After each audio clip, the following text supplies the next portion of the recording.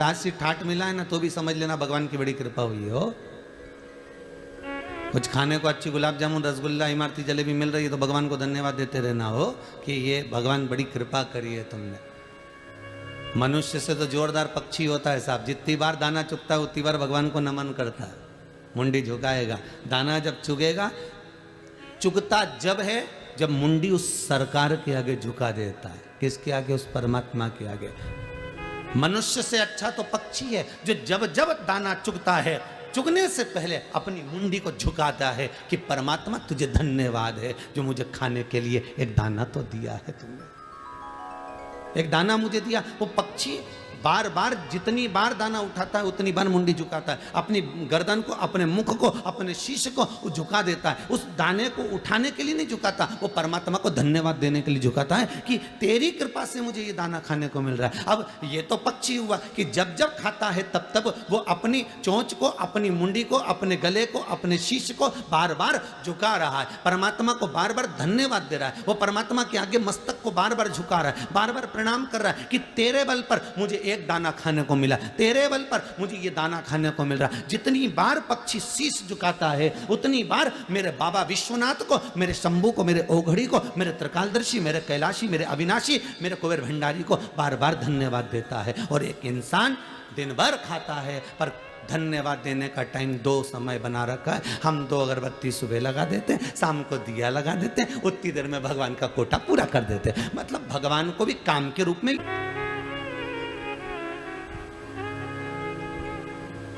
महाराज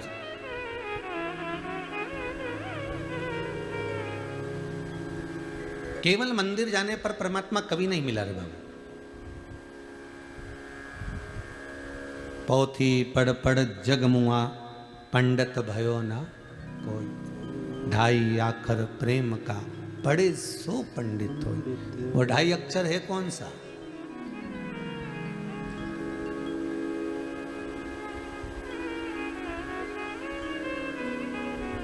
कौन सा है 2.5 अक्षर प्रेम का जो पढ़कर जीव परमात्मा का हो सकता? और वो 2.5 अक्षर कोई दूसरा नहीं, वो 2.5 अक्षर केवल आपके हृदय का मन चित्त वृत्ति को किसी भूखे के भोजन में, किसी प्यासे के पानी में, किसी पथिक के पवन में, राहगीर की सेवा में लगा देने पर ही परमात्मा प्रसन्न हो जाता है। कहते हैं आप मंदिर में जाकर अगरबत्ती नहीं लगा सकते, धूप बत्ती नहीं लगा सकते, दिया नहीं जला सकते, बेलपत्र नहीं चढ़ा सकते, पानी नहीं चढ़ा सकते, चंदन नहीं लगा सकते, पुष्प नहीं लगा सकते, पुष्प नहीं चढ़ा सकते, आप भगवान को जल नहीं चढ़ा सकते। भले मत चढ़ाओ, मेरा शंकर कभी आपसे कहने के लिए नहीं आएगा कि तूने ये नहीं करा।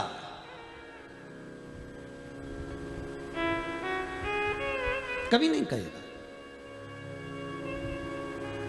94 तरह के नरकों में गरुड़ पुराण के अंतर्गत जितने नरक कहे गए हैं उसमें कोई नरक ऐसा नहीं लिखा कि तुम मंदिर नहीं गए इसलिए तुम्हें नरक भोगना पड़ेगा। सारे नरकों में ऐसा कोई नरक नहीं लिखा कि तुम मंदिर नहीं गए इसलिए नरक भोगना पड़ेगा। पर नरकों में एक नरक ऐसा लिखा है कि तुम्हारे दरवाजे पर कोई भूखा आया और उसको तुमने भोजन नहीं कराया तो तुम्हें नरक भोगना पड़ेगा। तुम्हारे दरवाजे पर कोई प्यासा आया, तुमने पानी ना पिलाया तो नरक भोगना पड़ेगा।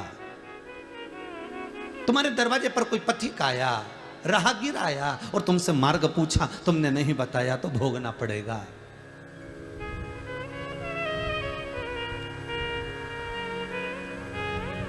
तुम्हारे दरवाजे पर गौ माता आई, एक रोटी ना दे पाए, दरवाजे पर रात भर कुत्ता भौंकता रहा, तुम्हारी चौकीदारी करता रहा क्योंकि उसको एक रोटी इस दरवाजे से मिलती थी और वो नहीं दे पाए तो नरक भोगना पड़ेगा।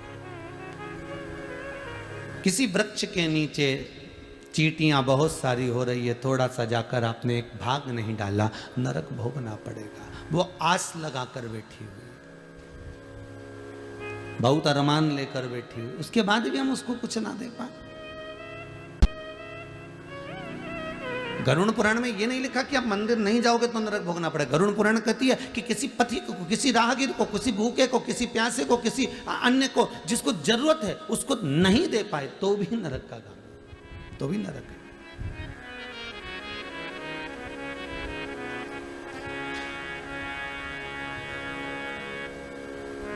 और वो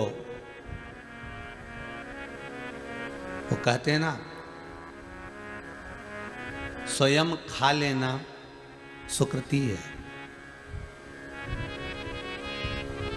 छोड़ाकर खा लेना विकृति है, पर बांट कर खाना ये मेरी भारत देश की संस्कृति है।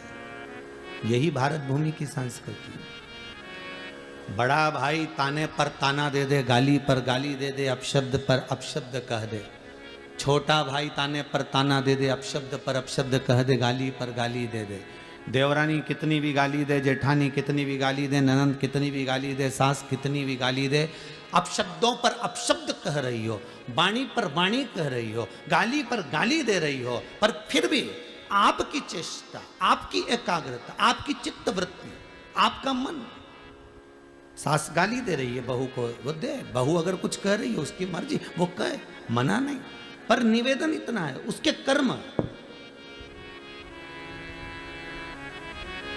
उसके कर्मों का भोग उसको भोगना ही है, भोगना ही पड़ेगा। कितना सुंदर लिखा है महाराज। एक संत से, एक गुरु से पूछा गया कि एक कुत्ते ने पूछा एक गुरु के पास जाकर, गुरुदेव मेरी वाणी को आप समझने का प्रयास करिएगा। गुरु बहुत जल्दी समझ जाता है, गुरु गुरु होता है, सतगुरु सतगुरु होता है। सदगुरु के सामने कहा भी नहीं जाता, वो अपनी दृष्टि से देखकर समझ जाता है।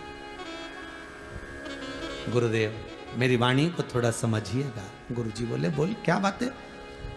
मैं राह में बैठा हुआ था, एक व्यक्ति दौड़ कर आया, मुझ में लात मारकर चला गया। मेरी गलती क्या थी वो बताइए।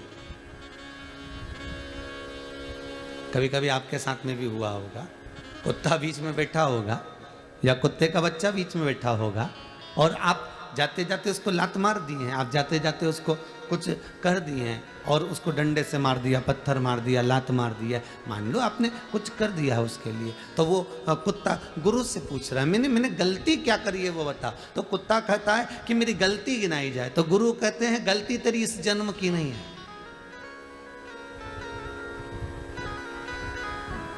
हमको लगता है कि हम मनुष्य की देह धारण करें इसलिए हमको दुख ज्यादा भोगना पड़ रहा।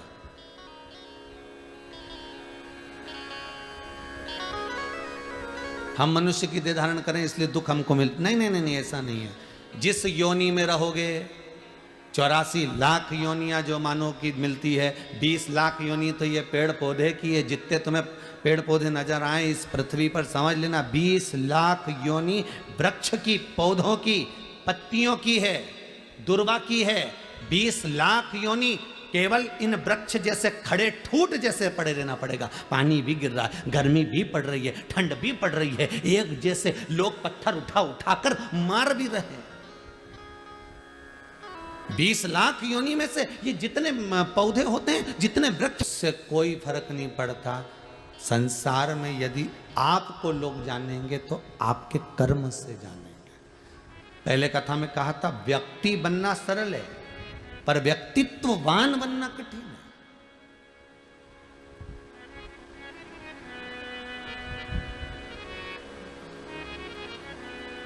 व्यक्ति बनना सरल है पर व्यक्तित्ववान बनना कठिन है।